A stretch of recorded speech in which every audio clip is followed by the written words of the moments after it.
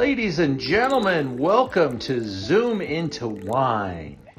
It's time for the show and your host, Ian Blackburn. So we welcome others that have decided to join us tonight. I have invited a number of friends, very last minute, but just thought it would be a nice moment to be able to reflect on a very important member or leader in our little wine world. And there's many of us from different parts of my life here joining us now. And, I did not particularly have a super personable relationship with Mr. Clendenen, but he did do a number of our events over the years. And the first time I ever met him, I put him in the window of a small hotel and the sun was going down right on his back, and I came up to him and see how he was doing. I put my arm on his back and it was completely drenched. So I think he stayed away from a lot of my events after that. But he always had just a really amazing spunk, energy, and passion, and was just a real generous man with his time and his knowledge, and he taught a lot of people. And on this little gathering that we have tonight, we have some really fantastic people in the wine industry. My friend Larry Schaefer, my friend Murray Proska, Phil Carpenter, Eric, John, Denise, Duvarney. All of you guys are people that I've known for a long time. Randy Fuller. So we all got to run in the circles and potentially cross paths with him and taste his wines and be inspired. Does anybody have anything special you'd like to say right now about Mr. Clendenen? And I do have a couple of slides prepared, and I'll show those after. Okay, Ian, may I? I'd love it, Wilfred. Well, I've enjoyed many moments with Jim over the years. A lot of them were very fiery, major discussion on wines of Pinot Noirs, of how they should be and shouldn't be. Sometimes I wanted to break his jaw, but I didn't. But I always wonder what secrets were in his beard. Because his beard, probably had food and wine in it at all times. That's all I have to say. Were you involved in any of his dinner parties? Is that what you're talking about? No, I see him either in SoCal or at events, and we always got engaged into his wines, because I would say this, he would grimace, and then I would come back with another comment, then he would grimace again, and then he would say, and then we came to a good agreement to not to agree all the time. David Duvarney said Jim's beard had native yeast. That's cute. Well, I just want to show a couple of little clips, and hopefully I have better success doing it this way. Just a couple of shots here I pulled together. Okay, I'm Jim Clendenen, and I'm the mind behind Au Bon Climat Winery, which I founded in 1982 in Santa Barbara County, California, and moved to the north in the Santa Maria Valley in 1989.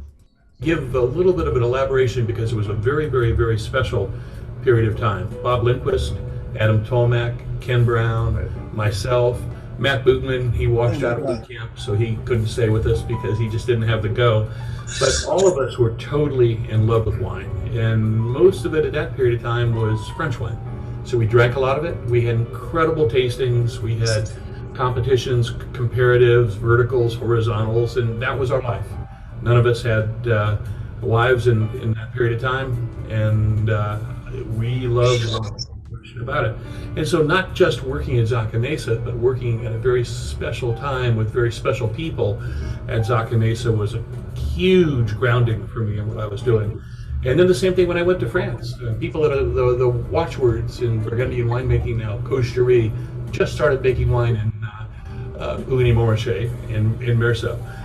Dominique Lafon, I actually beat Dominique by 3 years to making wine, and now when you talk about it, he's like my great-grandfather. People say, you learned a lot from Dominique, didn't you? And I go, no, I didn't learn a lot from him, but we learned a lot together as we were kind of evolving, because during that period of time, in the late 70s and early 80s, the notion of a state-grown Burgundy instead of negociant Burgundy was just first beginning to imprint itself on the American wine consumer and for the European wine consumer, for that matter. So that specific period of time, Oh, 1978 good. until 1985, I believe more quality decision-making was developed for making fine Chardonnay and Pinot Noir than any time in the world's history. Amazing, huh?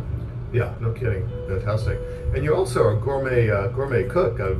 You have dinners every once in a while at the winery and so forth, and invite some people over, and you bring out your wines and so forth. And do you do quite a bit of that, matching the food with the wine and so forth, to see which wine goes best with what you're cooking? Do you start with the wine, or do you start with the food and then bring the wine in? I start with the wine. You start.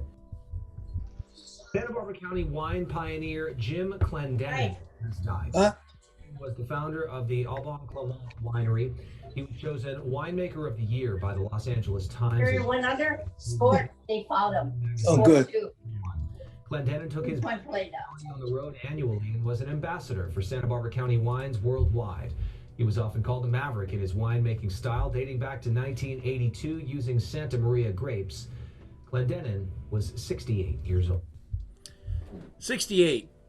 That's not too many years from now, so I'm really hoping for a little bit longer run, but we can never really pick, right? And certainly 68 years lived very strong. As I look at Facebook, I see thousands of people posting articles and pictures with him and of him. And as a person who cares a lot about this industry, it's just really beautiful to see that kind of respect being paid to such an important figure. So, who would like to say something? Larry, you're welcome. Sure, I'd be more than happy to. You know, I haven't known Jim, or didn't know Jim as long as others did. I moved to the area in 2005 and was fortunate to meet Jim immediately because Knox, his son, and it's amazing how much Knox looks like Jim in some of Jim's younger pictures. Pretty crazy. But Knox, his son, was in my oldest child's preschool class. And so I have pictures of Jim and I a long time ago running around the field together. So I got to know him again, kind of in a different way. But I will say, it's tough to talk about him and separate him from Santa Barbara County in many ways. You know, he really was kind of the Mondavi of our area. And, you know, I always tell Bob Lindquist, Bob, if you were the loud one, we'd be talking about Syrah here, not Pinot. You know, the two of them balanced each other out. That's why they became friends. That's why they worked so well together, because they were kind of the yin and the yang. But, you know, Jim, you know, one thing to really be admired about Jim had a style of winemaking that he never veered whatsoever. He knew the style he wanted to make. He was making quote unquote Burgundian wines before most of the winemakers in our region had even considered making wine. But he just followed what he felt was the best way to show off the grapes in this area, given all of the constraints or lack of constraints that he had. And he didn't fall into fads whatsoever. He certainly was opinionated. I have very vivid memory of talking to him about co-fermenting Viognier, and I still disagree with him, but it's very difficult to disagree with Jim, because when Jim has an opinion, you cannot be on the opposite side of it and be correct. But that's okay. You know, differences are fine. But, you know, there was no one that you wanted to have your back more than Jim. There was no one that you wanted to hang out with at a tasting more than Jim. He was a warm, endearing person. And, you know, it is pretty wild to think, A, that he was that young and passed away, and B, that just he's gone. You know, he left an indelible mark. And I've been on Facebook on a lot of people's threads because, as you said, he touched so many lives in so many different ways. And, you know, one of the comments I said is, well, all of us are going to have to put a little Jim on our back to kind of propel Santa Barbara County in his name moving forward, because he was such an advocate for the region. And we really don't have that right now. You know, we don't have that personality, and it wish we did. And so I guess we all need to step up in a way and do the exact same thing. So I try to live it every day. I will say I'm toasting Jim with Grenache, because as we all know, Grenache delivers what Pinot promises, right? But I also know that Jim really liked Grenache, and he saw the similarities in Grenache and Pinot, and there really are. But you know, he's just going to be missed in so many ways on a personal and professional level. But you know, that said, his legacy will live on well beyond most of us who are doing wine right now, and that's a real positive. You know, he left a mark. You know, all I can hope for is leaving a mark in this world in any possible small way that Jim has done. So to Jim. Cheers. Philip Carpenter, how are you doing, buddy? I'm doing okay, my friend. It's been a rough couple days. I'll try not to shed any tears, but getting a call at 9:50 on a Sunday from Jessica Gasco, where I was thinking something was wrong with her, and it turned out we lost one of our biggest leaders in the region, in the state, in the world. I discovered Santa Barbara in 2008, thankfully to the man Larry Schaefer that just spoke. That first weekend, I heard of the lore of behind the mine, Jim Clendenen, and I thought I'd never be able to hang out with the guy, or he'd ever get to know me, or, you know. Were we the closest? No, but Jim knew me. I obviously knew him. And my dad taught me real early, you know, when you're in those situations, keep your mouth shut and your eyes and your ears open. And every time I was around Jim, that's what I did. I kept my mouth shut and I listened to what came out, because it was straight fire, man. And it was a fun ride.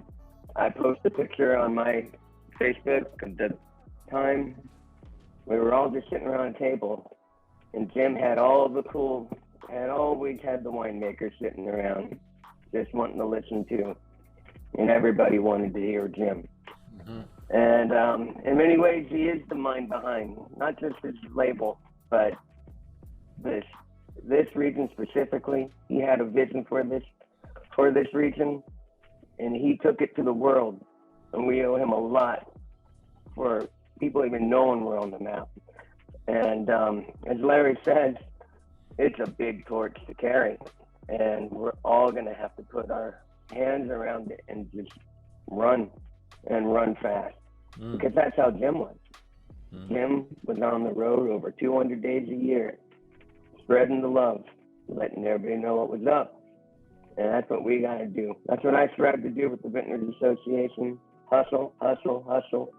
You may not see me, but you'll see these winemakers. You'll see these people talking. And that's what we want. We got to keep it going. I love the man. I love everybody in that building. I went there Monday morning with the biggest arrangement of flowers I could find. And I hugged Katie O'Hara and we cried. And I said, we're going to be here for you. And our community is going to be there for him, because that's the Santa Barbara way, and you know that. Mm-hmm. So I'm sorry if I'm a little emotional, I got long-winded, but it hurts, but it hurts us all. And thank you for doing this. Cheers to you, my friend, for carrying the torch for our region too, Ian. I love you, brother. Thank you for everything. Thank you, everybody. Cheers. Cheers to all you wine nerds, friends. Love you. John, did you ever make wine or get to talk with Jim? Regretfully, no. There was one tasting I think I was at where he was there, and as a new winemaker, I was somewhat, intimidated by this flamboyant figure in the room, so I didn't even approach him. I regret that I did not do that. So, Was he wearing a Hawaiian shirt? I remember lots of color and lots of activity and lots of discussion. And it's to my regret that I did introduce myself and try and learn more from him. So, yeah. That's cool, man. Well, Probably could have been a Lakers shirt. We saw Jim in a Lakers shirt. And they're playing right now, and he wouldn't be happy. I just had one more little story. If anyone ever went to World of Pinot Noir and went to his Saturday night soiree at the winery, it was pretty wild. The man took center stage. There were magnums abound, way too many. And Jim could be found sitting at a table with basically everyone bringing him wines to try, everyone bringing him food to try. The man wouldn't move for hours. He just sat there, and the adoration everyone had for the guy was absolutely amazing. And he was the warmest guy on those nights. He touched so many people on those nights, and it was, that's him. I mean, John, I completely, believe me, I understand exactly what you're talking about, being kind of intimidated. As I said, meeting him as a fellow father of a kid in school. And I'll tell you, in this kid, so Steve Beckman's kids went to this school, Andrew Murray's kids, I got to know a lot of these people through my kids. And you get to know somebody at a different level. Knox would hang out at our house when Jim would be traveling around, and it's a different world. But the guy, he could talk on so many levels. The guy was so knowledgeable about wine. He was so knowledgeable about cooking. He was so knowledgeable about world travel. Japan was a major love of his. He has a son who lives there. He did a lot of business in Japan. Set the stage for other wineries to actually go over there and do business as well. But the thing I'm definitely going to miss is the guy walked into a room and everyone had that slight intimidation, but warmth towards the man, that duality, because, you had to admire him. You had to be intimidated because of how knowledgeable he was. But as soon as he connected with you, that intimidation went down because he kind of respected everyone as far as I could see. Well, he was just a leader, and I think that came shining through. Whatever room he was in, he was the godfather, and I think that was kind of cool. Well, I just wanted to spend a minute with you guys and thank you for joining me. I wanted to have a little moment to salute Jim Clendenen and give him a little bit of honor. And rest in peace. I'm out. See you guys later. Have a good night.